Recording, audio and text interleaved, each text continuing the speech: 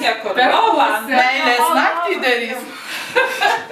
Pažiedlapų pribarstysiu jau visą, reiks dabar jau. Meilės naktis, tai po kiek metų dabar pasakyti, kiek? 25 šiemet. Oi, sidabrinės vestuvės, sidabrinės vestuvės. O tai ko bygos aš tik noriu paskaityti? Ką? Ten filmukė. Aš matai, Nėra Skaičiu, kur tie filmukai iš tikrųjų pažiūrės. Norbertui pasigyriau, kad... Nu ir klausiu, sakau, Sandra, tai prieš kiek ten metų, sakom, kokie 3-4 metai. Padariau jaunimui tas širdeles ir su kiekvienam skirtingas posmas ir man kai buvo gražu, sakau, eina jaunuoliai, šviesa laukį dega ir supranti, tas yra dabar retai iš jauno žmogaus, kad meilės posmų išgirstų. A čia skaito, na, kaip gražu, myliu. Ir atėjo ta Sandra ir pasitikslinu. Sakau, Sandrutė, ar tu turi parodyti, aš tau, kai iš piniginės tebeatsinešioja vaikas po šiai dienai.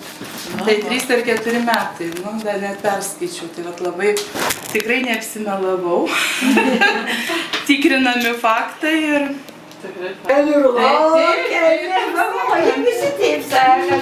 Dabar tai kažkaip ne iš pradžių, tai būdavo tokia ir pavyda, tokia, nu, jau gaideltė. Bet mes iš tikrųjų, žinokit, su Vylium, aš nežinau, mes visur einam kartu. Labai retas dalykas. Aš atsimenu, kaip jis kapėlai pradėjo dainuoti. Ezu, tai aš kultūrnamį pradėjau, žinai, kad o tai abiem repeticijų atsisėda ir sėdi. Sakau, kas čia dabar bus nieka. Žiūrė, sėdi, paskui jau tada prie Sabaliauską, sako, tai bandyk. Dainuoti ir viskas, kad kartu važiuot, va, kad būtų, kad matytų. Viską filmuoja. Oi, tu tokia, jau Visi įsiskyrė.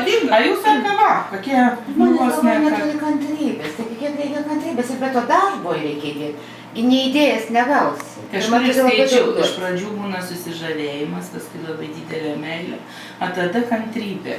Tada kantrybė, žinoma, su šitais didais.